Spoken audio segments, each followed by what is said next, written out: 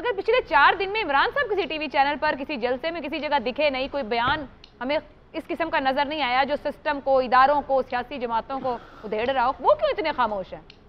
देखें आशा, अब से थोड़ी देर पहले मेरी उस शख्स से बात हुई है जो इमरान खान साहब के पास 2-2.5 घंटे बैठ के आया। मैंने कहा यार, इमरान खान साहब वाहिद आदमी है दुनिया में जिन्होंने सबसे ज़्यादा टीवी पे कवरेज ली है। इवन के टीवी पे उतनी दफ़ा टीवी का लोगो नहीं आया जितनी दफ़ा इमरान खान साहब आ चुके हैं हर टीवी पे। तो ये 2-3 दिन से वो खामोश है। उनका ख्याल है कि इमरान खान साहब समझ रहे हैं कि कासम सूरी वाले फैसले पे उनसे नाइंसाफ़ी हुई थी, ये उनका केस बहुत ज़्यादा मजबूत है। और इस दौरान जो सितंबर और अक्टूबर में ताकतवर हलकों से नाराज़गी हुई थी उस पर भी बर्फ पिघल रही है, डायरेक्ट इनडायरेक्ट। और जिस तरह मौजूदा हुकूमत अदलिया और एस्टैब्लिशमेंट को बुरा भला कह रही हैं, वो सिर्फ फैसले के मुंतजर हैं। उनका ख्याल है मौजूदा हालात उनकी फेवर की तरफ जा रहे हैं। जितनी हुकूमत अदारों को बुरा भला कहेगी, अगर ये फैसला आता है तस्लीम नहीं करेगी, उतनी जल्दी इलेक्शन नहीं होने के आसार पैदा हो जाएंगे। जो डॉक्टर साहब कह रहे थे ना, अगर एमरजेंसी नाफिज हो, हालात बहुत ख़राब हो जाए, तो फिर अमूमन सुप्रीम कोर्ट के पास ही गाइडलाइन लेने के लिए जाया जाता है और उन्हीं का अख्तियार होता है कि ठीक है आप ये इलेक्शन के लिए हम 3 महीने, 4 महीने, 6 महीने देते हैं, मुल्क माशी तौर पर दिवालिया हो रहा है और उनसे कोई डिसीजन लिया जा सकता है। लेकिन ये सब इफ एंड बट है, जब तक ये फैसला नहीं आता। डॉक्टर साहब की खबर पे गौर करें बस। सर गौर करते हैं, मगर आपने भी एक जुमला ऐसा बोला है जिस पर मैं भी चाह रही हूँ कि गौर करें। आपने कहा इमरान खान समझते हैं कि उस फैसले में नाइंसाफी हुई। एक बात इसमें ऐड करूं जी डॉक्टर साहब, जो दुबई के हवाले से बात हुई ना कि जरदारी साहब दुबई गए हैं और वहां पे क्या हो रहा है और सारे मामलात, उस खबर को एक और खबर के साथ मिला के पढ़ें।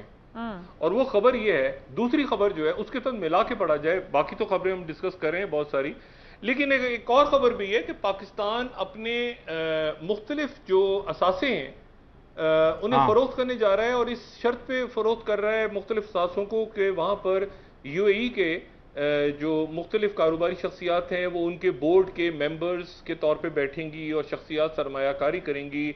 और उसमें जाहिर है कि यूएई में ये सारे मामलात, कौन से ग्रुप्स आएंगे, कौन से ग्रुप्स नहीं आएंगे, पीपल्स पार्टी जाहिर है हुकूमत का हिस्सा है। तो इस दौरे को सियासी मामलात के हवाले से भी देखा जा सकता है, ज़ाती निजी मामलात के हवाले से भी देखा जा सकता है और उस फैसले के हवाले से भी देखा जा सकता है जहां यूएई से हम पैसा लेने जा रहे हैं, इस शर्त पे हम कर्जा ले रहे हैं कि वो उनके जो लोग हैं हम असासे उन्हें फ़रोख्त करेंगे और उनके लोग जो हैं उनके मुख्तलिफ कारोबारी शख्सियात कौन से ग्रुप्स को कितने में फ़रोख्त किया जाएगा। और जाहिर है कि ऐसा कोई मामला और जरदारी साहब ना हो दरमियान में ये उसमें डॉक्टर साहब 2 चीज़ें, एक तो ये कि कैबिनेट ने बाकायदा एक चीज़ अप्रूव की है लॉ कि पाकिस्तान अपने साथ से सेल कर सकता है और कोर्ट में क्वेश्चन नहीं होगा, ये बहुत अहम खबर है। और दूसरी बात यह है कि IMF का जो है प्रोग्राम आपका एक ऑलमोस्ट खबर यह है कि डिले हो चुका हुआ है, वो पैसे आपको नहीं दे रहे। कल कैबिनेट मीटिंग जो है उसके पहला एजेंडा, मेरी फिनांस सेक्रेटरी से बात हुई, तो पहला एजेंडा आइटम ये है कि अगर हमें मजीद 2-3 महीने तक पैसे नहीं मिलते तो हम क्या करेंगे। तो ये बहुत बड़ा क्राइसिस है, इसके बारे में हम सोच नहीं रहे जी। वो क्राइसिस तो नजर आ रहा है आज फिर $4 अच्छा, कल ये बात ज़हन में रखें, सारे हमारे दोस्त ये ज़हन में रखें कि आज के फैसले के बाद कल कौमी असेंबली का इजलास भी हो रहा है। जी हाँ, तो क्या वहां पर हमें हुकूमती इत्तेहाद रिएक्ट करता नजर आएगा? इमरान साहब, कैबिनेट है, कौमी असेंबली है, सब कुछ है। आशा आप नहीं समझते इस केस का कितना फायदा हो रहा है? मैं कमेंट कर दूं के हवाले से भाई साहब, एक कमेंट करना चाहिए। रेगुलेटरी उसमें है ना, वो सस्पेंड कर दी गई है। जी जी, वो पहले ये होता था कि आप उसके एसेट्स, उसकी चीजें एक कंसल्टेंसी लेते हैं, कोई रिस्पॉन्सिबल वैल्यूएशन कराते हैं। इमरान याकूब और सईद काई साहब कहन गया टेलीफोन ₹2 दे तो ₹2 हो जाएगा, मुबारक हो। काई साहब, मेरा जो आर्गूमेंट है, ये अदालत के केस के कितने फायदे हो रहे हैं? आप पाकिस्तान बेचने जा रहे हैं, वो डिस्कशन लिक्विडेट कर रहे हैं। आज $4 आज की सिर्फ मैं आज की सिर्फ 2 खबरें शेयर कर रहा हूं। डॉलर गया ऊपर, किसी ने डिस्कस नहीं किया। ₹3 आराम से वो फेडरल मिनिस्टर है, हम बिजली बढ़ा रहे हैं, किसी ने उस पर बात नहीं की। इस तरह के अदालत के केस तो बड़े जरूरी है इनके लिए। सबसे अहम बात ये कि हमजा साहब बचते हैं या नहीं बचते, ये नहीं वो बड़ा अहम। असि वहां सारे मारे जाइए, जिस तरह मिफ्ता इस्माइल करने अल्हम्दुलिल्लाह पाकिस्तान बच गया, 24 करोड़ लोगों का भुरकस निकल गया। मैं कहता थोड़ा पाकिस्तान कितने हुए, ये तो असि मारे गए, पाकिस्तान बच गया। मेरे ख्याल में पाकिस्तान बच रहा है। एक बात इसमें ऐड करूं कि कल आज के फैसले के ऊपर अगर कल पार्लियामेंट में एक करारदाद मंजूर हो जाती है आज के फैसले के खिलाफ, अगर फैसला खिलाफ आता है और पार्लियामेंट उसमें एक करारदाद मंजूर करती है और सख्ती से, या जो इरफान कादिर साहब ने बात की कि जी पार्लियामेंट को ऐसी कानून साजी करनी चाहिए कि जज साहिबान के जो चीफ जस्टिस हैं उनके पास ये इख्तियार ना रहे कि वो बेंच बनाएं। कल इरफान कादिर साहब ने बात की थी।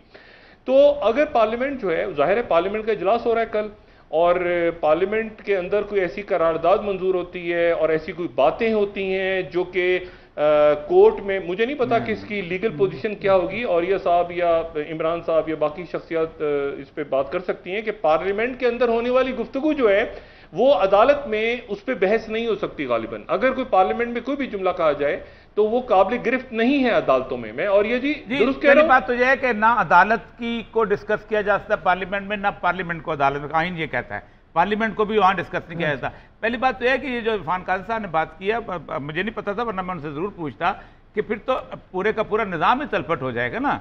ये तो एडमिनिस्ट्रेटिव पावर्स हैं जो कि chief justice of the high court की हैं। रोज़ वो बेंच बनाता है, 3 का बनाए, 1 का बनाए, 5 का बनाए, और सिर्फ हमजा शहबाज को केस तो नहीं लगा होता, हर गरीब गुरबे का भी केस लगा होता है।